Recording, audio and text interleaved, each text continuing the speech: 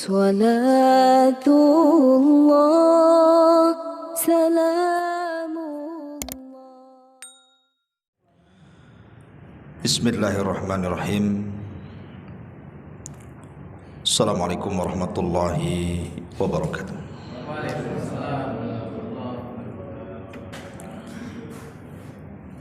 Alhamdulillah wassalatu wassalamu ala rasulillah wa ala alihi wa sahbihi wa mawalah wa la hawla wa la quwata illa billahi wa ba'du.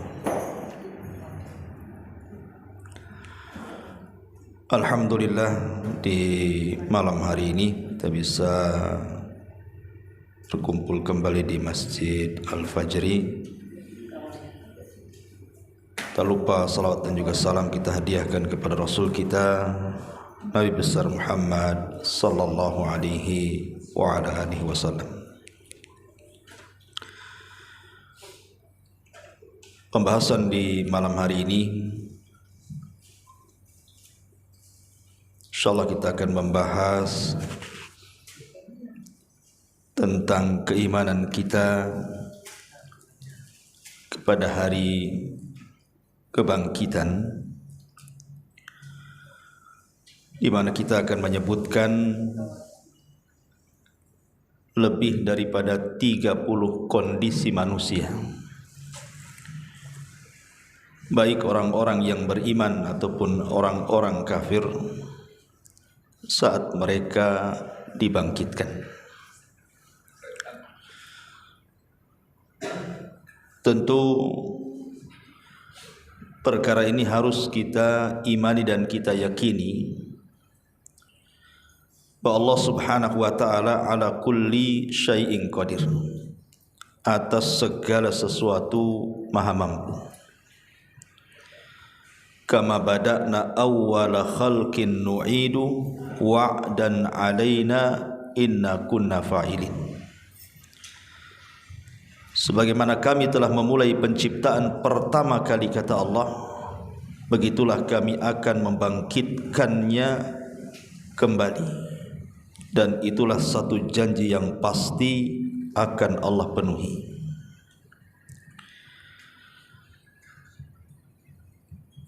Makanya Allah Subhanahu wa taala mengatakan, innakum ba'da dzalika lamayyitun summa innakum yaumal qiyamati tub'atsun. Kemudian sesudah itu, sesungguhnya kalian pasti benar-benar akan dimatikan, dan kalian juga benar-benar kelak akan dibangkitkan dari kubur-kubur kalian. Inilah pembahasan yang kita akan bahas di malam hari ini. Ma'asyiral muslimin wal muslimat rahimani wa rahimakumullah. Sesuatu yang sudah maklum bagi seorang muslim dan juga mukmin, adanya hari kehancuran alam semesta, dan itu dimulai dari tiupan sangkakala Israfil. Ada yang mengatakan Israfil ini asalnya adalah malaikat yang memikul arsy, tetapi dia punya tugas lain selain daripada memikul arsy Allah Subhanahu wa taala, di mana ditugaskan oleh Allah untuk meniup sangkakala. Dan Allah Subhanahu wa taala katakan, wa nufikha fis suri fasa'iqa man fis samawati wa man fil ardi illa man sya'allah thumma nufikha fihi ukhra fa idza hum qiyamun yanzurun. Dan ditiuplah sangkakala itu, maka matilah siapa yang di langit dan siapa yang di bumi, kecuali siapa yang Allah kehendaki saja. Kemudian ditiup kedua kalinya, maka tiba-tiba mereka berdiri menunggu putusan masing-masing ketika keluar dari kubur-kubur mereka. Dari sini kita tahu bahwa permulaan kiamat itu dimulai dari tiupan sangkakala. Dan ahli sunnah wal jamaah walaupun ada khilaf berapa kali tiupan sangkakala Israfil, tapi pendapat yang banyak dikuatkan oleh ulama muhakkikun bahwa tiupan itu hanya ada dua saja. Tiupan kejutan dan kematian, kemudian tiupan kebangkitan. Lah yang ingin saya jelaskan adalah beberapa kondisi saat manusia dibangkitkan itu. Tentu di luar orang-orang yang beriman, ini sangat mengkhawatirkan dan sangat menakutkan. Tetapi orang-orang yang beriman dan beramal saleh tentu sangat membahagiakan.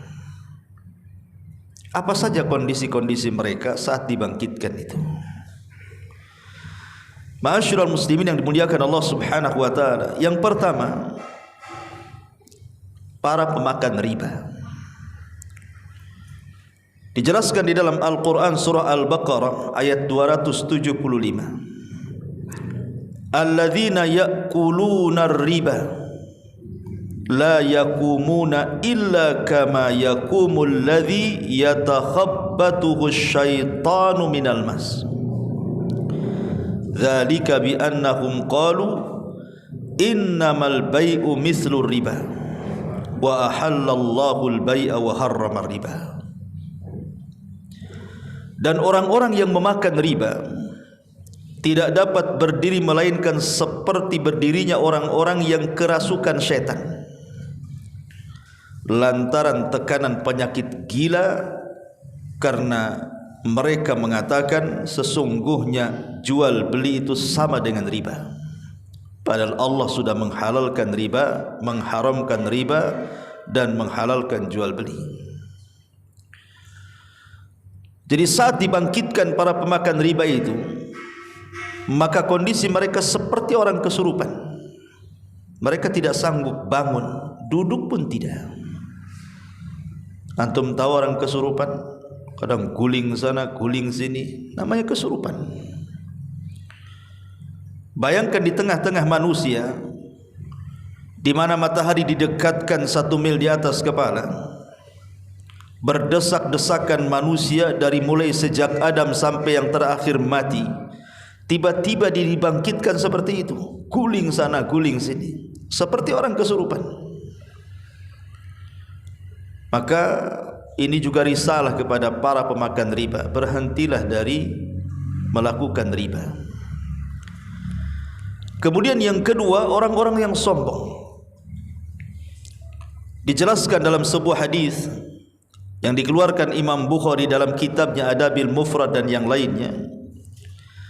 Kata Nabi SAW, yuhsyarul mutakabbiruna yawmal qiyamati amthalal dzarri fi suratir rijali yaghshahumudz dhullu min kulli makan fayusaquna ila sijni fi jahannam yusamma bulas ta'luhum narul anyar yusqauna min usarati ahlin nari tinatal khabali.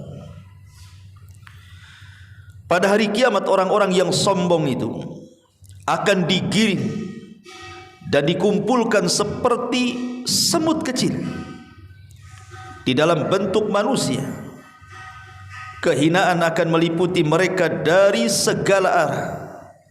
Mereka akan digiring menuju sebuah penjara dalam jahanam yang bernama bulas. Api neraka yang sangat panas akan membakar mereka dan akan diberikan minum dari nanah penduduk neraka dari lumpur kebinasaan. Itulah orang-orang yang sombong. Makanya jangan sampai sombong, karena kan kenapa Allah Subhanahu wa taala kelak akan membangkitkan, dikecilkan badannya, dan dia akan terseok-seok menghindari pijakan-pijakan kaki orang-orang besar. Dia dibuat kecil badannya seperti semut, sementara orang di sekitarnya besar-besar. Dia harus berjalan ke sana kemari itu menghindari injakan-injakan orang yang sedang berlalu sana sini tuh. Begitulah Allah kecilkan mereka pada hari kiamat karena di dunia mereka merasa besar. Al jaza'u min jinsil amal. Balasan itu disesuaikan dengan amalannya. Makanya dahulu ada seorang ulama namanya Malik ibn Dinar. Sedang duduk. Tiba-tiba kemudian datanglah jenderal perang sekaligus gubernur Basrah namanya Muhallab ibn Abi Sufrah. Dengan gagah dan sombong serta membusungkan dadanya, dia berjalan melewati Malik ibn Dinar rahimahullahu ta'ala. Jadi Malik ibn Dinar ini menasihati, janganlah jalan seperti itu wahai Tuhan. Itu jalannya penduduk neraka. Biasa saja kalau jalan, enggak usah dibusung-busungkan dada. Tiba-tiba Muhallab ibn Abi Sufrah ini mengatakan kepada Malik ibn Dinar, "Ata'rifuni?" Kau enggak tahu siapa saya ya? Karena dia jenderal masalahnya. Yang kedua juga gubernur. Maka Malik ibn Dinar mengatakan, "Bal a'rifuka haqqal ma'rifah." Bahkan aku tahu siapa kamu dengan sebenar-benar pengetahuan. Kemudian Muhallab mengatakan, "Lalu siapa aku?" Dikiranya mungkin Malik ibn Dinar akan mengatakan, "Engkau ini jenderal, engkau ini gubernur." Tidak. Kata Malik ibn Dinar, "Aku tahu siapa kamu. Kamu ini manusia yang keluar dari lubang najis. Kamu manusia keluar dari lubang najis, bahkan dua lubang najis sekaligus. Sementara engkau berjalan dalam perutmu itu penuh dengan najis. Dan kalau Allah wafatkan kamu, kemudian jasadmu tidak dikuburkan, maka bangkaimu akan menjadi bangkai yang sangat busuk. Tidak ada manusia yang akan dekat dengan kamu." Ah, itulah kamu katanya. Bayangkan. Ini enggak antum ngomong gini sama wali kota, sama gubernur ya. Ini Malik ibn Dinar. Begitulah para ulama dulu, berani-berani. Afdalul jihad kalimatul haqqi inda sultanil jair. Seafdal-afdalnya jihad itu adalah memberikan nasihat kepada para penguasa zalim. Kenapa disebut afdalul jihad? Karena risikonya payah kan gitu. Bisa-bisa antum niatnya nasihati, habis itu antum masih penjara pula. Ya. Tapi lihat pada hari kiamat, ya di dunia anda besar, anda menjadi pemimpin, pejabat, dengan sombongnya anda di hadapan manusia, silahkan sombong. Tapi di akhirat lihat bagaimana Allah bangkitkan anda seperti semut yang terseok-seok di antara kaki-kaki raksasa. Naudzubillah. Ya. Ini yang kedua. Yang ketiga, para pengemis, para peminta-minta di dunia. Nabi SAW mengatakan, "Man sa'ala min ghairi faqrin faka'annama ya'kulul jamra." Barang siapa yang meminta-minta padahal ia tidak fakir, maka seakan-akan dia memakan bara api. Bahkan dalam hadis yang lain yang dikeluarkan Bukhari Muslim, "Ma yazalur rajulu yas'alun nasa hatta ya'tiya yaumal qiyamah laisa fi wajhihi muz'atu lahmin." Seseorang yang selalu meminta-minta kepada orang lain di dunia, kelak pada hari kiamat dia akan menghadap Allah dalam keadaan tidak ada sekerat daging pun yang menempel di wajahnya. Coba antum kalau lihat tengkorak tanpa daging, serem enggak? Serem. Ya. Jadi para peminta-minta itu serem sekali dibangkitkan tuh. Wajahnya enggak ada dagingnya, hanya tengkoraknya saja. Datang menghadap Allah seperti itu. Ini kan menakutkan. Meminta-minta itu hukum asalnya dilarang. Boleh itu dalam kondisi darurat. Seperti memang orang itu fakir sak-fakir-fakirnya. Anggaplah mungkin dia lumpuh, tidak bisa bekerja, tidak ada yang bertanggung jawab akan kehidupan dia. Dia hanya bisa makan dari uluran tangan. Kalau yang seperti ini boleh, karena kalau dia tidak meminta-minta dia akan mati. Atau orang yang safar, hilang dompet, padahal di kampungnya kaya. Kalau sudah hilang dompet itu kayak kiamat, ikhwan. Otomatis kan dia harus makan juga. Maka boleh meminta-minta sekedar untuk menalangi hidupnya saja. Kalau dia sudah pulang kampung, ya jangan minta-minta lagi, dia kan orang kaya di kampungnya. Atau mungkin dia membantu saudaranya, gara-gara membantu bangkrutlah dia. Maka boleh dia kemudian meminta-minta hanya sekedar saja sampai ekonominya pulih. Selain 3 perkara ini haram meminta-minta, tidak boleh. Makanya kita heran kadang-kadang kalau antum lewat di lampu merah itu, ada itu yang kulitnya kayak silver tuh, ya, wanita ungu tuh, orang aneh menurut saya itu, ngapain coba di lampu merah tuh? Saya lihat badannya kekar, lebih kekar dia daripada antum. Oh, kekar, masya Allah, ya. Tapi hidupnya minta-minta seperti itu. Belum lagi jam-jam sholat masih juga itu pakainya kayak gitu. Tidak tahu kita agamanya apa. Tapi kalau dia seorang muslim, kapan sholatnya dia? Makanya saya nasihatkan jangan diberi. Memberi itu ke yang jelas sajalah. Kan banyak orang-orang fakir miskin yang taat, yang sholat. Kasih mereka. Sudah jelas pun berkah juga duit kita kan. Tapi dikasihkan kepada orang yang gak jelas, itu mungkin mereka minum khamr, kita tidak tahu, atau ngelem atau apa gitu kan. Sayanglah duit kita ini jadinya. Ini yang nomor 3. Kemudian juga yang nomor 4, orang-orang yang menolak hidayah. Di dalam Al-Quran surah Al-Isra ayat 97 Allah katakan, Man yahdihillahu fahuwal muhtad wa man yudlil falan tajida lahum awliya min dunihi wa nahsyuruhum yawmal qiyamati ala wujuhihim umyan wa bukman wa summan ma'wahum jahannam kullama khabasat zidnahum sa'ira. Dan barang siapa yang diberikan petunjuk oleh Allah, maka dia akan mendapatkan petunjuk. Tapi siapa yang disesatkan Allah, maka sekali-kali kamu tidak akan mendapatkan pertolongan bagi mereka selain daripada dia sendiri. Dan kami akan mengumpulkan mereka pada hari kiamat, diseret atas muka mereka dalam keadaan buta, dalam keadaan bisu, dalam keadaan peka. Tempat kediaman mereka adalah neraka jahanam. Tiap-tiap kali nyala api jahanam itu padam, maka kami tambahkan lagi nyala apinya supaya mereka merasakan azab.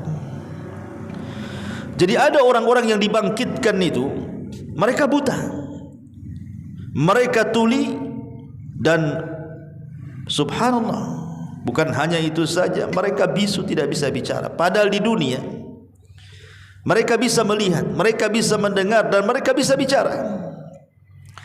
Tapi ketika kemudian disodorkan hidayah kepada mereka, mereka tolak hidayah itu. Mereka tolak kebenaran itu. Makanya bahaya, jangan sampai kemudian kita ini menolak kebenaran. Karena itu bagian daripada kesombongan juga, menolak kebenaran itu. Dan itu sifat atau wataknya iblis ketika Allah katakan usjudu li Adam fasajadu illa iblis, sujud kalian kepada Adam. Rupanya iblis tidak mau sujud. Kenapa? Aba wastakbara wa kana minal kafirin. Lihat orang-orang Yahudi ketika Nabi SAW datang ke kota Madinah. Orang Yahudi itu tahu kebenaran bahwa Nabi SAW itu memang Nabi yang diutus, yang digadang-gadangkan ratusan ribu tahun, yang mereka tunggu-tunggu kedatangannya. Tapi setelah datang menyampaikan hidayah, mereka tolak. Maka menolak hidayah ini bahaya. Karena nanti pada hari kiamat akan dibangkitkan seperti ini, buta, tuli dan bisu, naudzubillah. Ma'asyiral muslimin yang dimuliakan Allah Subhanahu wa taala. Kemudian yang nomor 5, yang nomor 6. Nomor 5 ya. Secara umum manusia akan dibangkitkan itu dalam kondisi telanjang seperti bayi. Jadi semua manusia itu akan dibangkitkan seperti itu. Kata Nabi SAW, yuhsyarun nas yaumal qiyamah khufatan uratan ghurlan buhman. Manusia saat dibangkitkan itu seperti bayi, ikhwan. Lihat antum ketika anak antum lahir, kira-kira apa yang terjadi dengan anak kita yang masih bayi itu? Tidak pakai baju, tidak pakai sandal, tidak dikhitan, dan tidak ada satu pun harta di badan dia. Ya kan? Sebab aneh kalau seandainya bayi lahir kok udah pakai sandal. Aneh enggak tuh? Tiba-tiba sudah ada anting-anting. Ini kalau cewek, siapa yang masang anting dalam perut ibunya tuh? Tiba-tiba keluar pakai baju. Wah, ini lebih aneh lagi. Jadi manusia dibangkitkan itu seperti bayi, itulah layaknya bayi. Dibangkitkan itu tidak pakai sandal, tidak pakai pakaian, kembali tidak dikhitan, dan tidak ada satupun harta yang nempel di badan. Lalu apa yang disombongkan kalau begitu? Di dunia kadang-kadang dia sombong dengan pakaian dia, bergaya dia dengan pakaiannya, karena pakaiannya penuh dengan pangkat dan jabatan, penuh dengan titel. Karena titel itu sekarang kita lihat dari pakaiannya kan. Di PT saja kadang-kadang dibedakan warna itu untuk membedakan jabatan. Nah, ini warna ini agak tinggi nih, gajinya di atas 10 katanya. Ah, ini talang pintu, ini baru masuk nih. Ini tak ada gaji nih kan itu. Kadang-kadang di dunia ini kok orang bangga dengan pakaian. Atau dalam dunia kemiliteran kan gitu ya, itu kan dibedakan dari pakaiannya, dari pangkat-pangkat yang berserak-serak di pundak tuh. Pada hari kiamat pakaian itu sudah nggak ada lagi. Apa yang dibanggakan dengan pakaian? Kemudian harta. Di dunia bolehlah Anda berbangga dengan harta, tapi di akhirat satu helai pakaian pun, jangan lagi emas yang menempel di badan dia, atau mobil yang dibawanya, atau rumah mewah yang kemudian ketika di dunia dia berbangga dengan rumah, di akhirat tuh loh dia bangkit nggak bawa apa-apa sama sekali. Lalu apa yang dibanggakan? Tidak ada dibanggakan. Makanya kalau orang itu betul-betul yakin dengan kehidupan akhirat, bahwa kita akan dibangkitkan seperti ini, orang itu pasti tawadhu, ikhwan. Tidak mungkin sombong. Ya. Ma'asyiral muslimin yang dimuliakan Allah Subhanahu wa taala. Kemudian yang nomor 6 disebutkan dalam hadis Ibnu Umar radhiyallahu anhuma dari Nabi sallallahu alaihi wasallam, ketika beliau memberikan catatan kepada surah Al-Mutaffifun, surah Al-Mutaffifin ayat 6, ketika bicara tentang orang-orang yang curang dalam dagang. Mutaffifin ini kan surat yang menceritakan tentang orang-orang yang curang dalam berniaga. Karena surat ini turun kepada orang-orang Yahudi Madinah. Jadi orang-orang Yahudi Madinah itu, mereka punya pasar namanya pasar Bani Kunaiko. Itulah pasar induknya Madinah. Lah ketika Rasul hijrah, pasar itu dikuasai orang Yahudi. Tapi dalam pasar itu penuh dengan kecurangan. Mengurang-urang takaran, mengurang-urang literan, mengurang-urang timbangan, mengurang-urang meteran, riba, dusta, sumpah palsu, macam-macam ada di situ. Maka turunlah surah Al-Mutaffifin ini menegur mereka. Wailul lil mutaffifin, celaka bagi orang-orang yang mutaffif itu. Kemudian Allah ingatkan pada ayat ke-6-nya, yauma yaqumun nasu lirabbil alamin. Hei orang-orang yang curang dalam berniaga, kelak kalian akan dihadapkan berdiri menghadap Rabb alam semesta. Kata Nabi SAW, qala, dia mengatakan, yaqumu ahaduhum fi rakhsihi ila ansafi udhunaihi. Beliau mengatakan ada seseorang dari mereka ditenggelamkan dalam keringatnya sampai pertengahan kedua telinganya, sampai sini keringatnya. Bagaimana tidak berkeringat, ikhwan? Matahari didekatkan di atas kepala 1 mil. Sampai rawi hadis ini juga syak, ragu-ragu tentang makna daripada kalimat mil. Apakah mil itu alat untuk bercelak, untuk ngorek celak, itu namanya mil juga tuh. Kalau memang itu alat untuk bercelak, berarti mil itu cuma 1 jengkal saja. Tapi kalau mil di sini artinya jarak, ya di atas 1 kilo lah 1 mil itu. Itu pun sudah panas.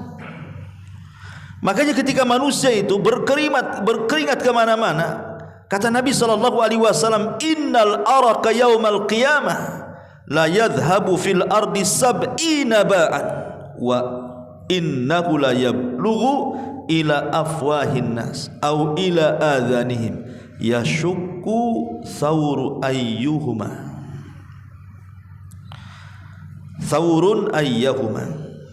Pada hari kiamat keringat akan mengalir di tanah sepanjang 70 depah. Ya, 70 depah. 1 depah kan begini ya. Berarti 70 depah itu ya berapa meter tuh? Anggaplah 1 depahnya 1 meter.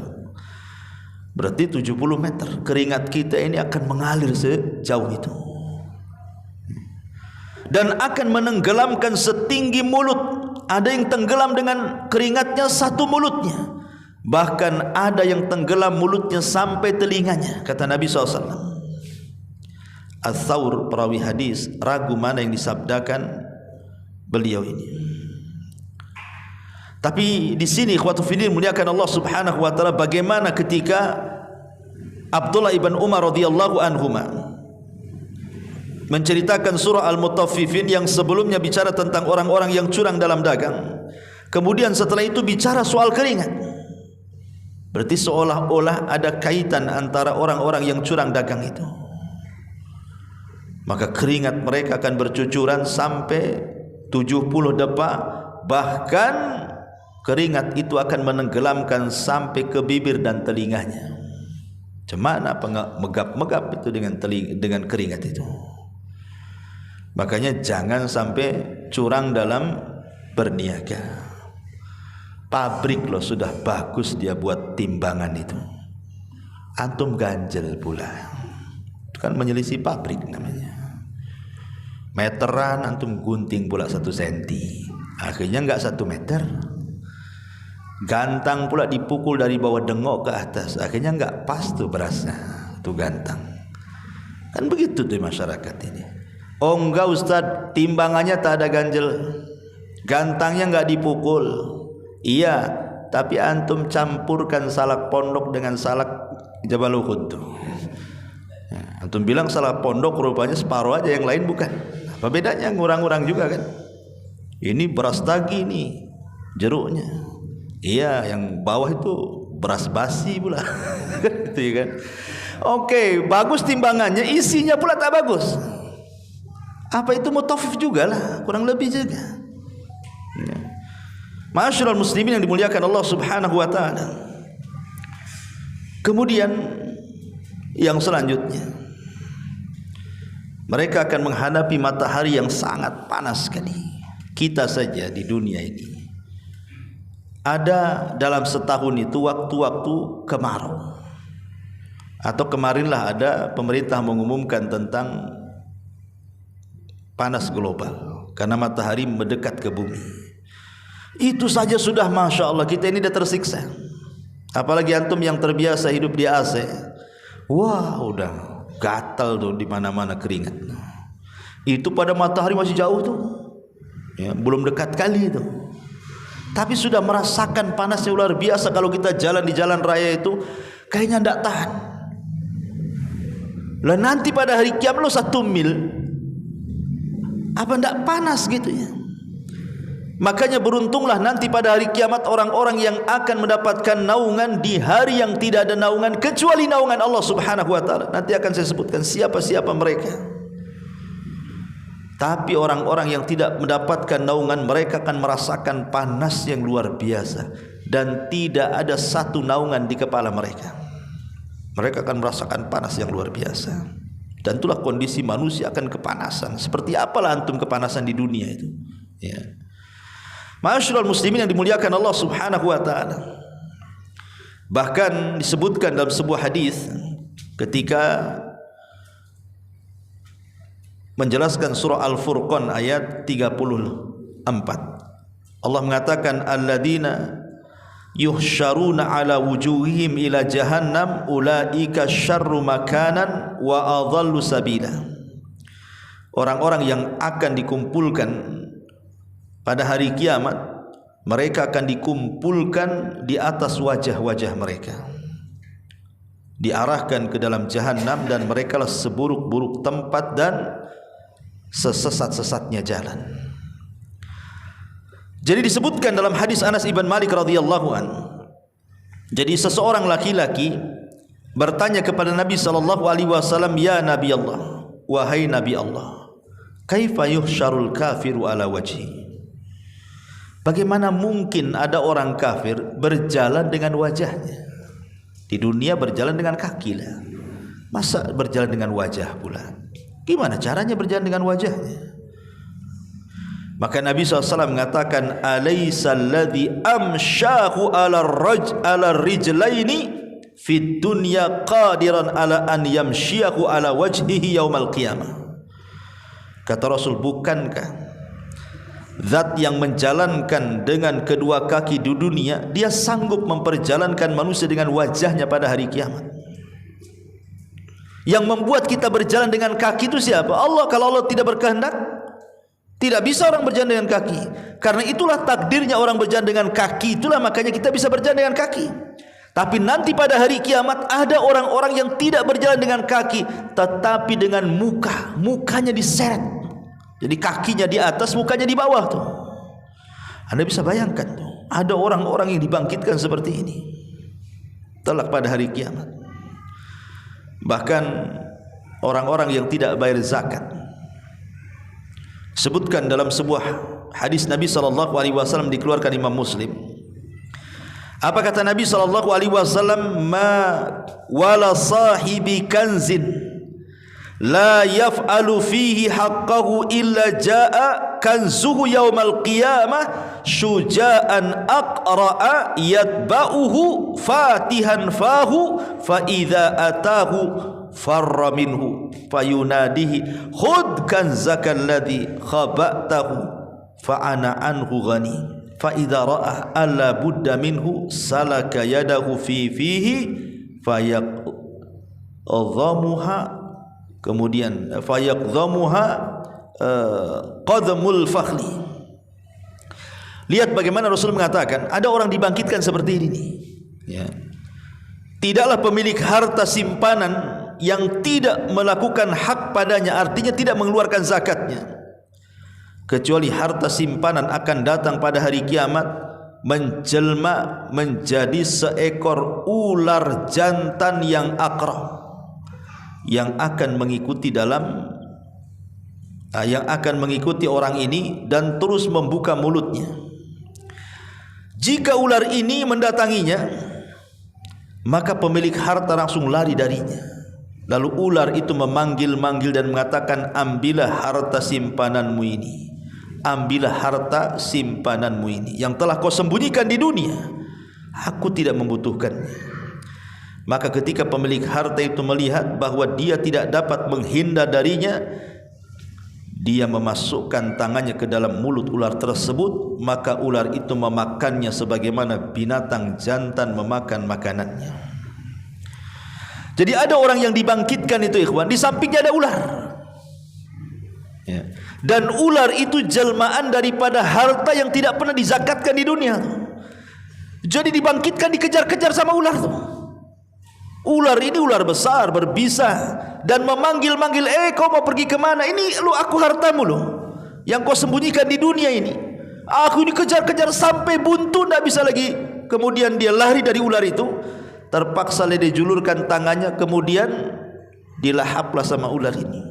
Coba dibangkitkan kayak gini. Ya, waktu dibangkitkan di sampingnya ada ular pula. Antum saya bangun tidur ada ular apa enggak terperajat apa? Larilah kan begitu. Ya. Ma'asyiral muslimin yang dimuliakan Allah Azza wa Jalla. Bahkan kalau ini kan bicara zakat perhiasan. Kalau zakat peternakan lain lagi. Ma min sahibi ibil wala baqar wala ghanam la yuaddi zakataha illa ja'at yaumal qiyamah a'zam ma kanat wa asmanuhu tantahuhu bikuruniha wa tat'uhu bi adlafiha kama nafidat ukhraha 'adat alaihi ulaha hatta yuqda bainan nas. Tidak ada pemilik unta ataupun sapi ataupun kambing yang tidak membayar zakatnya kecuali binatang-binatang tersebut datang pada hari kiamat dengan postur yang sangat besar, yang sangat gemuk, yang mengamuk kepada pemiliknya dan menerjang-nerjang dengan tanduk-tanduknya, menginjak-injak dengan kakinya. Ketika binatang yang paling belakang habis, maka yang depan kembali lagi padanya hingga hisab diputuskan di antara manusia. Coba bayangkan, pas dibangkitkan, karena dia punya sapi, sapinya banyak di belakang. Tiba-tiba sapinya ngejar-ngejar kita, kemudian nabrak-nabrak dengan tanduknya. Ketika sudah jatuh, diinjak-injak lagi. Ya, itu satu persatu, nanduk nginjak, nanduk nginjak. Ini ketika kemudian pamannya di dunia dia punya sapi 100, ya 100 tuh nanduk nginjak. Nanti ketika yang terakhir habis, datang lagi dengan jumlah yang sama, 100 lagi. Ketika habis, datang lagi dengan jumlah yang sama, si nanduk nginjak sampai betul-betul ada keputusan dari Allah Subhanahu wa taala. Ada orang dibangkitkan kayak gitu, kan? Inilah orang-orang yang tidak mau membayar zakat ternaknya seperti ini. Dibangkitkan seperti itu. Bahkan para pengkhianat, dijelaskan dari hadis Abdullah ibn Umar radhiyallahu anhuma secara marfu sampai kepada Rasul, idza jama'a Allahu azza wa jal al-awwalina wal akhirin, apabila Allah Subhanahu wa taala mengumpulkan umat-umat terdahulu dan umat-umat yang terakhir kelak pada hari kiamat, kata Nabi sallallahu alaihi wasallam, yarfa'u li kulli ghadirin atau yurfa'u li kulli ghadirin liwa'un fayuqalu hadhihi ghadaratu fulan ibnu fulan. Maka ketika Allah mengumpulkan umat-umat terdahulu dan umat-umat terakhir, maka akan dikhabarkan kepada orang-orang yang ketika di dunia suka berkhianat, ini adalah bendera si pengkhianat fulan ibn fulan. Jadi ketika dibangkitkan ada benderanya dia, dan bendera itu simbol daripada pengkhianatan. Apa tidak malu disaksikan orang ramai? Di dunia kadang-kadang para pengkhianat itu kan mereka tidak menampakkan pengkhianatannya, kan? Orang yang berkhianat kan jarang menampakkan khianatnya. Dia akan sembunyikan pengkhianatannya itu. Ma'asyiral muslimin yang dimuliakan Allah Azza wa Jalla, dalam ruang lingkup apapun lah, orang yang berkhianat itu pasti dia akan sembunyi-sembunyi, kan? Tapi nanti pada hari kiamat, orang-orang yang suka berkhianat di dunia, Allah akan permalukan karena nampak bendera di badannya. Kemudian akan dikatakan kepadanya, inilah bendera pengkhianat si fulan. Malu dia. Di dunia disembunyikan, rupanya di akhirat semua orang tahu kalau dialah pengkhianatnya. Ma'asyiral muslimin yang dimuliakan Allah Azza wa Jalla. Kemudian juga ada orang yang dibangkitkan itu, mereka bangkit tanpa kepala, ikhwan. Enggak ada kepalanya. dan mereka adalah orang-orang yang terbunuh, orang-orang yang dizalimi karena dibunuh, di dunia dibunuh. Maksudnya dibunuh bukan dengan cara yang hak, karena dalam Islam kan pembunuhan itu ada yang dibolehkan, seperti qisas, ya kan? Kemudian orang murtad, ya kan? Itu juga dibunuh, ya, hadnya. Tetapi yang melakukan penguasa, bukan antum. Ya, kemudian juga orang yang berzina dan dia sudah menikah, dirajam, kan itu ya. Dan begitu seterusnya. Jadi dalam Islam itu diatur bunuh membunuh tuh. Tapi nanti pada hari kiamat, ikhwan, ada orang-orang yang dibunuh di dunia, walaupun dibunuhnya tidak dengan cara dipenggal kepalanya, boleh juga diracun, boleh juga ditusuk, boleh juga didorong ke tebing akhirnya mati, boleh juga didorong dari kapal akhirnya tenggelam. Tapi nanti pada hari kiamat, orang-orang yang dibunuh ini, mereka akan datang kepada Allah tanpa kepala, semua tanpa kepala. Kepalanya dijinjing dengan tangan kanannya, tangan kirinya nyeret orang yang membunuhnya. Kemudian dihadapkan di hadapan Allah. Kemudian dia mengatakan, ya Rabb, sal hadza lima qatalani. Ya Rabb, tanya orang ini, kenapa dia bunuh saya? Tanya orang ini. Coba kan, ada orang dibangkitkan seperti ini, diseret-seret sama orang yang dibunuhnya. Entah berapa jaraknya, jauhnya diseret tuh. Coba kalau antum, leher antum ditali, kemudian diseret motor, entah berapa kilo itu motor itu berjalan, rasanya seperti apa coba? Diseret-seret. Kemudian dihadapkan kepada Allah Azza wa Jal, kemudian dikatakan, ya Rabb, sal hadza lima qatalani. Ya Rabb, tanya dia kenapa dia sampai membunuhku. Termasuk anak-anak bayi yang boleh jadi mungkin hasil zina, orang tuanya malu, kemudian dibuang di solokan, dibuang di tong sampah, kadang-kadang dicekek sampai mati, dikubur dan begitu seterusnya. Maka Allah katakan, wal mau'udatu su'ilat bi ayyi dzambin qutilat. Anak-anak ini pun datang menghadap kepada Allah sama tanpa kepala, kepalanya dijinjing di tangan kanan, tangan kirinya nyeret orang tuanya. Kemudian mengatakan, ya Rabb, sal hadza lima qatalani. Ya Rabb, tanya orang tuaku kenapa dia membunuhku. Makanya Allah mengatakan, wal mau'udatu su'ilat bi ayyi dzambin qutilat. Dan bayi-bayi yang dibunuh secara sadis oleh orang tuanya itu, maka mereka akan menghadap kepada Allah dan mengatakan, ya Rabb, kenapa aku bisa dibunuh dia? Salahku apa? Saya enggak punya salah kok dibunuh. Ini kan hati-hati, ya. Dan kasus-kasus pembunuhan bayi di Batam ini ramai sekali. Mereka tidak takut dengan azab Allah Subhanahu wa ta'ala pada hari kiamat. Jadi ada orang-orang yang dibangkitkan seperti itu, termasuk orang yang bunuh diri juga. Kau tadi kan bunuh orang tuh, ini orang bunuh diri juga ngeri. Nanti pada hari kiamat dibangkitkan itu. Disebutkan dalam Sahih Bukhari dan Muslim, kata Nabi SAW, man qatala nafsahu bihadidatin fahadidatuhu fi yadihi yatawajja biha fi batnihi fi nari jahannam khalidan mukhalladan fiha abada. Wa man qatala nafsahu bisummin fasammuhu fi yadi yatahassahu fi nari jahannam khalidan mukhalladan fiha abada. Wa man taradda min jabalin faqatala nafsah fahuwa yataradda fi nari jahannam khalidan mukhalladan fiha abada. Kata Rasul, barang siapa yang membunuh dirinya dengan besi, maka besi itu kelak akan berada di tangannya dan akan dia gunakan untuk menikam-nikam perutnya sendiri di dalam neraka jahanam, dikekalkan selamanya di situ. Jadi waktu dia dibangkitkan itu, karena mungkin di dunia dia membunuh dirinya dengan cara menombak ke perutnya biar cepat mati gitu.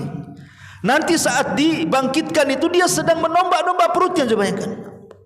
Dan pada hari itu tidak ada kematian, ikhwan. Yang ada hanya kesakitan saja. Kalau di dunia kan ditusuk-tusuk, darah habis, mati, selesai. Tapi pada hari kiamat nggak ada kematian. Bayangkan ditusuk-tusuk, ya sakit luar biasa lah. Kemudian kata Nabi SAW, dan barang siapa yang bunuh dirinya dengan meminum racun, maka kelak ia akan meminumnya sedikit demi sedikit saat dibangkitkan. Dan ketika dimasukkan ke dalam jahanam, dia dikekalkan di dalamnya selama-lamanya.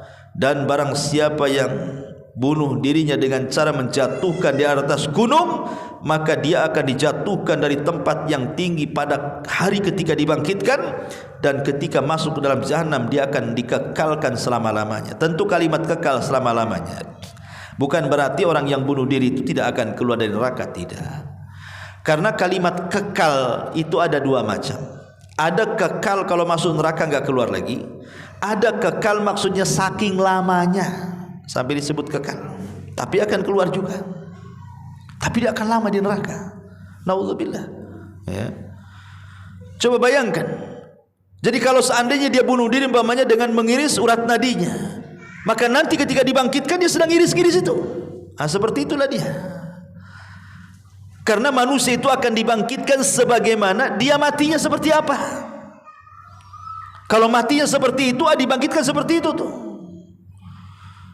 Ma'asyiral muslimin yang dimuliakan Allah Azza wa Jalla. Karena sekarang ini fenomena bunuh diri di negeri kita ini luar biasa juga. Macam-macam faktor lah. Ada diputus cinta bunuh diri, kan goblok tuh. Ya. Akalnya nggak ada. Putus cinta cari cewek lagi lah. Ngapain pula mikir dia? Kok bunuh diri pula? Atau cari cowok lain? Masih banyak di dunia ini. Emang cuma dia saja. Makanya orang ini nggak ada akalnya. Kadang-kadang faktor ekonomi, bunuh diri hanya gara-gara mungkin dia sebenarnya masih hidup. Maksudnya mungkin ekonominya seret, banyak utangan begitu. Bahkan yang terakhir kita dengar ada gara-gara pinjaman online, nggak bisa sanggup bayar, bunuh diri pula. Padahal bukan dibunuh si pinjolnya, kepikiran pinjolnya itu, bunuh diri dia. Kok bisa? Rupanya apa? Utangnya cuma sebesar motor itu saja. Padahal kalau mau dibayar isi rumahnya kasih saja lah, yang penting hidup kan gitu. Kok mengakhiri hidup itu dikiranya kalau sudah mati dia istirahat. Yang ada setelah kematian dia diazab oleh Allah Azza wa Jalla. Nauzubillah. Ya, ini ada orang seperti itu. Bahkan nanti pada hari kiamat juga ada orang yang dibangkitkan itu, ikhwan. Itu dikalungkan 7 lapis bumi itu di lehernya tuh. Antum saja bawa beban, umpamanya bawalah kayak tentara tuh. Bebannya berapa kilo tuh? Ya kan? Bukan belum lagi senjatanya, belum lagi rangsalnya, suruh jalan sekian kilo tuh. Banyak orang yang gagal. Apalagi antum yang bukan tentara, yang jarang-jarang ngangkat-ngangkat, disuruh ngangkat itu. Jangankan itu, antum gendong anak lah. Dari pagi sampai sore jangan diturunkan anak antum tuh. Apa enggak pegel semua tuh?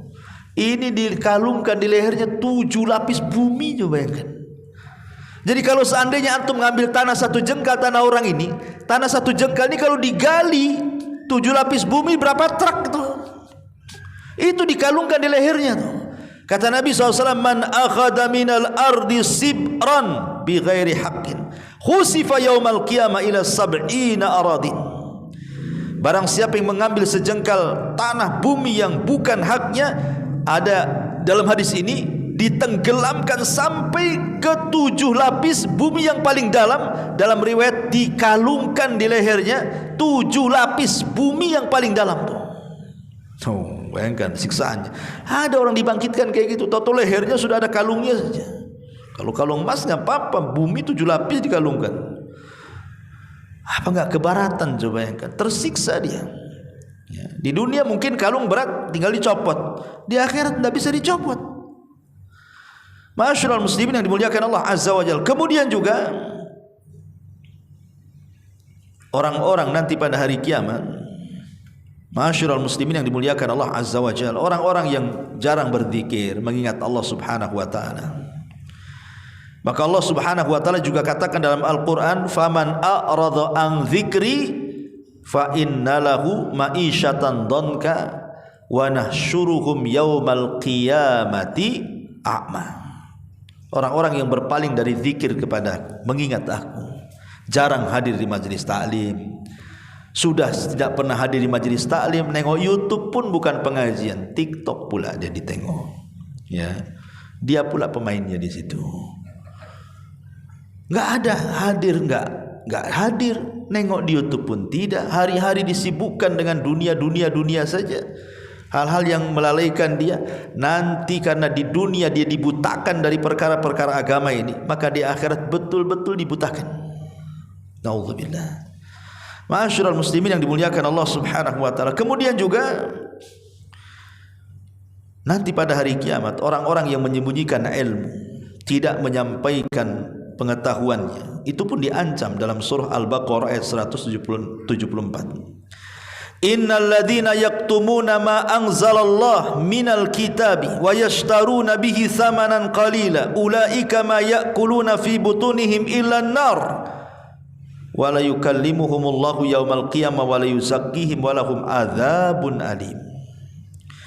Orang-orang yang menyembunyikan apa yang Allah turunkan dari Al-Qur'an dan mereka menjual dengan harga yang murah, mereka akan dimasukkan dalam perutnya neraka, tidak akan diajak bicara, tidak akan disucikan oleh Allah, dan bagi mereka azab yang pedih. Lihat, orang yang tidak mau menyampaikan, tahu ini kebenaran, alasannya apa? Kalau saya sampaikan memecah belah umat, kalau saya sampaikan kebenaran ini nanti orang lari dari dakwah saya, kalau saya sampaikan kebenaran ini nanti orang lari macam-macam, nanti saya dibully, dihujat macam-macam, akhirnya saya susah pula katanya. Ya. Anda berdakwah ini mencari apa? Kalau mencari ridha Allah, ya sampaikan sajalah kebenaran, walaupun mungkin dengan bahasa yang sesuai dengan kita kuasai, ya dengan bahasa lembut, dengan bahasa ini, tapi tetap kebenaran harus disampaikan, jangan diam. Jadi nanti pada hari kiamat itu ada orang dibangkitkan itu penuh dengan api di perutnya tuh. Ini orang-orang yang menyembunyikan kebenaran. Termasuk orang-orang yang ghulul, ahlu ghulul. Ghulul itu orang yang mengambil harta dari badan zakat. Kalau dulu di zaman Rasul, ghulul itu mengambil harta yang belum dibagi dari ghanimah perang. Nah, sekarang kan udah nggak ada perang, ya mungkin ngambil harta zakat dan begitu seterusnya. Maka Allah Subhanahu wa taala akan mengatakan, menyingkap gululnya dia, pencuriannya dia. Sebagaimana Allah mengatakan dalam surah Al-Imran ayat 161, "Wa ma kana lin-nabi an yaghul wa man yaghlul ya'ti bima ghalla yaumal qiyamah." Nabi tidak layak seorang nabi untuk mengambil harta rampasan perang yang belum dibagi, walaupun dia nabi. Maka barang siapa yang mengambil harta rampasan perang yang belum dibagi, maka nanti pada hari kiamat dia akan ditampakkan hartanya sedang membawa harta yang pernah dicurinya itu. Amalulah, oh rupanya kamu yang nyuri. Patut nih beras zakat nih tak ada, rupanya di rumah kamu pula kintal-kintal katanya. Bawa dia buktinya, kan malu jadinya. Ya. Ma'asyiral muslimin yang dimuliakan Allah Subhanahu wa taala, termasuk juga ada orang itu yang sama sekali Allah tidak menatapnya, nggak mau Allah meliriknya, melihatnya aja nggak mau Allah itu. Jadi kalau kita memanggil-manggil ya Rabb, Allah tidak mau melirik kita, memandang kita pun tak mau. Ini kan bahaya. Kalau Allah Subhanahu wa taala tak mau melihat kita, ini kan berarti masalah. Ada orang dibangkitkan itu Allah tidak mau memandang kita. Siapa mereka? Banyak. Pertama, mereka adalah orang-orang yang ketika sholat, saat ruku dan sujud itu tidak lurus. Rukunya asal-asalan, sujudnya asal-asalan. Ya, maksudnya tidak lurus, kan punggungnya gini, kalau diletakkan satu bejana di sini tidak akan tumpah kata Rasul kan. Tapi ada orang ruku, ada terlalu nuki begini, ada asal-asalan begini. Ya, kemudian sujud juga sama. Lah orang yang tidak pernah tumakninah dalam ruku dan sujudnya, mereka tidak akan dipandang Allah pada hari kiamat. Yang kedua, wanita yang tidak pernah bersyukur kepada kebaikan suaminya. Suaminya lo sudah ngasih makan dia, sudah ngasih tempat tinggal bagi dia, sudah memberikan nafkah lahir batinnya kepada dia, hanya mungkin gara-gara satu kesalahan, oh langsung kebaikan itu hilang di matanya, abang ini tidak pernah berbuat baik sama saya itu, tak ada perasaan, padahal anaknya sudah 10 tuh dari dia, masih dibilang nggak punya perasaan. Lah itu anak 10 itu perasaan siapa itu? Kan itu ya kan. Ma'asyiral muslimin yang dimuliakan Allah Azza wa Jalla. Kemudian juga orang yang tidak akan dilihat adalah orang yang suka sumpah-sumpah tuh di pasar tuh. Wallahi dari sana nggak dapat, padahal dapat. Wallahi asli, padahal KW kan itu. Pokoknya orang suka sumpah tuh. Wallahi manis, padahal kecut gitu ya. Jadi orang yang suka bersumpah-sumpah ini di pasar nih, nanti pada hari kiamat tidak akan dilihat. Termasuk juga orang yang isbal, yang melembrehkan celananya dan menutup mata kaki, Allah tidak akan melihat. Bahkan ada yang lebih parah lagi daripada itu, bukan hanya tidak mau melihat, tidak mau bicara malah. Kan ada orang yang kalau kita ngobrol, dia tidak melihat kita tapi mau bicara kan, walaupun itu sakit bagi kita manusia saja ikhwan. Kalau kita menyapa orang itu dan dia tidak mau melihat kita, kan rasanya sakit tuh. Dan sakitnya tuh di sini gitu ya, di dada gitu kan. Apalagi sudah tidak mau melihat, tidak mau bicara juga, tuh sakitnya kayak apa tuh? Itu manusia saja. Umpamanya nih, kita datang ke Pak Wali Kota atau ke Pak Gubernur atau ke Pak Presiden, ya, kemudian pas kita ngobrol dia munggungi kita, tak mau lihat kita, rasanya gimana sedihnya kita itu, sakitnya luar biasa. Bagaimana Allah yang membelakangi, bagaimana Allah yang tidak mau ngajak bicara kan, dan itu bagian daripada siksa tuh. Jadi ada orang-orang itu yang bukan hanya sekedar tidak dipandang, tidak diajak bicara. Sebagaimana Nabi SAW mengatakan, salasun la yukallimuhumullahu yaumal qiyamah. Ada 3 orang tidak akan diajak bicara oleh Allah, wala yuzakkihim, tidak akan dibersihkan Allah, wala yangduru ilaihim, tidak akan dilihat Allah. Kata Nabi SAW, syaikhun zanin, orang sudah tua, sudah 80 tahun, 90 tahun masih juga lah dia berzina. Dah ape-ape pun masih berzina. Ya. Kenapa kemudian tidak akan dilihat, tidak akan diajak bicara? Karena kalau sudah tua, sudah kakek-kakek berzina ini, akalnya nggak ada. Namanya kakek-kakek itu badan dia ada remuk, tenaga dah tak ada, ya. Mata pun dah rabun, telinga pun kurang dengar, kaki melangkai dengan gemeteran, berzina pula. Habis zina matilah dia. Ya, orang kayak gini tuh. Jadi apa coba? Yang kedua, biasanya orang yang sudah tua kan dia pernah mencicipi yang halal, dia pun sudah punya cucu, berarti dia melakukan itu karena memang kebiasaan buruk dia. Dan orang sudah tua itu sudah dekat mati, harusnya datang ke masjid lah, bukan datang ke Nagoya. Ya, Ma'asyiral muslimin yang dimuliakan Allah Azza wa Jalla. Nah, ini orang yang sudah tua, udah ape-ape dia berzina, tidak akan dilihat, tidak akan diajak bicara, bahkan tidak akan dibersihkan oleh Allah Azza wa Jalla. Yang kedua, wa malikun kadzab, pemimpin-pemimpin pendusta. Buat apa coba pemimpin berdusta tuh? Hukum di tangan dia, ngapain berdusta? Yang buat dusta itu biasanya oposisi. Ya, dia buat dusta-dusta biar merobohkan penyakit. Lo kalau untuk meruntuhkan penguasa yang sah kan itu. Lah kalau dia sudah jadi penguasa yang sah, hukum ada dia, tidak perlu nak berdusta dia. Makanya kalau orang biasa berdusta, itu dosanya lebih ringan dibandingkan para penguasa pendusta. Kemudian yang ketiga, wa'ilun mustakbir, orang miskin sombong. Kalau orang kaya sombong nggak apa-apa, walaupun sebenarnya sombong itu dosa besar. Artinya nggak apa-apa itu kan ada pendorongnya. Wajar saya sombong, saya kan kaya, kau miskin, ya wajar saya sombong. Ya, kemudian karena pangkat jabatan, sombong dengan pangkat jabatan wajar. Sombong karena ganteng cantik, ini sudah hitam jelek miskin, sombong ya naudzubillah. Gimana ceritanya? Ya, nggak ada pendorongnya kok sombong. Makanya kenapa orang miskin sombong itu dosanya lebih besar dibandingkan orang kaya sombong. Lihat di sini hukumannya, tidak akan diajak bicara, tidak akan dilihat, bahkan tidak akan disucikan. Karena orang miskin sombong itu lebih besar dosanya dibandingkan orang kaya. Sebabnya apa? Karena tidak ada yang mendorong sombong kok sombong. Harusnya orang miskin itu tawadhu gitu maksudnya. Nah, orang-orang ini tidak akan diajak bicara pada kiamat. Jadi ada orang-orang yang dibangkitkan itu tidak ada dilihat Allah, tidak dia diajak bicara Allah, bahkan tidak disucikan, bahkan sudah disiapkan azab yang pedih lagi, naudzubillah. Ya. Ma'asyiral muslimin yang dimuliakan Allah Azza wa Jalla, inilah kondisi secara umum. Ya tentu banyak kondisi-kondisi yang lain bagaimana mereka dibangkitkan itu. Tapi kan juga waktu. Kita masuk pada kondisi yang kedua, kondisi orang-orang yang beriman. Bagaimana orang-orang beriman dibangkitkan?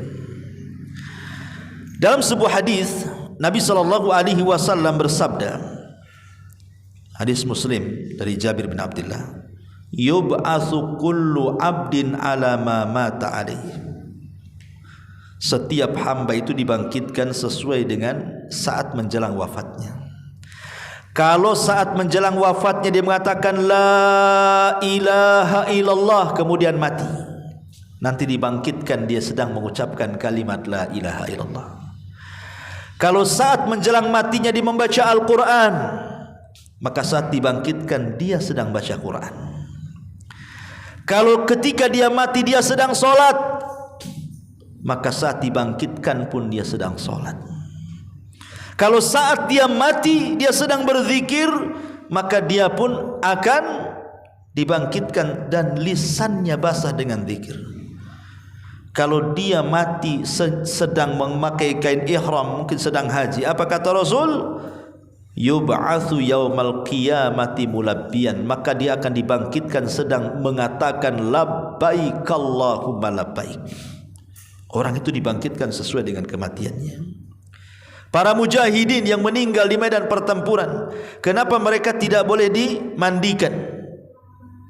Mereka dikuburkan dengan pakaian yang ada di badan mereka, supaya darah-darah itu akan menjadi saksi pada hari kiamat. Dibangkitkan penuh dengan darah. Darah syahidnya dia sebagai bentuk bahwa dia mati di atas kesyahidannya. Dibangkitkan seperti itu. Bahkan para muadzinin, orang-orang yang ahli azan, yang suka azan itu, pada hari kiamat akan dibangkitkan apa? Panjang lehernya. Kata Nabi SAW, nanti pada hari kiamat itu ada orang-orang yang panjang lehernya. Siapa mereka yang panjang-panjang leher itu? Kata Nabi SAW, al-muadzinuna atwalun nasi a'naqon yaumal qiyamah. Para muadzin itu memiliki leher yang panjang di antara manusia pada hari kiamat. Apakah maksudnya lehernya panjang kayak jerapah begitu? Ya, kata para ulama, ini kiasan. Maksudnya para muazzin itu nanti pada hari kiamat akan membuat cemburu manusia karena mereka orang yang paling banyak pahalanya. Orang akan melirik, ya, melirik para ahli muazzin itu karena mereka yang paling banyak dikasih pahala oleh Allah, yang paling banyak dikasih rahmat oleh Allah Azza wa Jalla.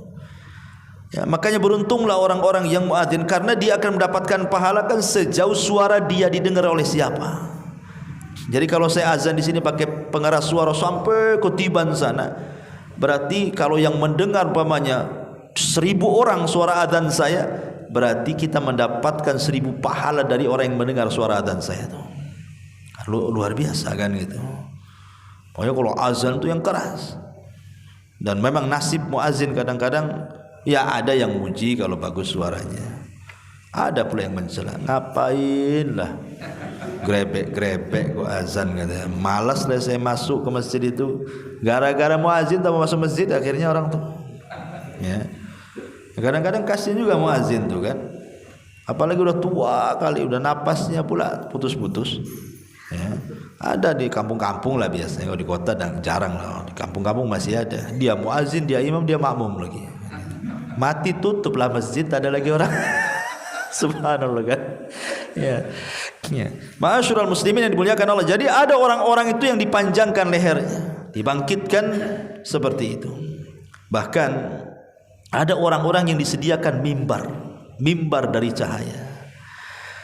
Muadz bin Jabal radhiyallahu anhu mengatakan, aku mendengar Nabi bersabda, Allah berfirman hadis kursi, al-mutahabbuna fi jalali lahum manabiru min nurin yaghbituhumun nabiyyuna wasyuhada.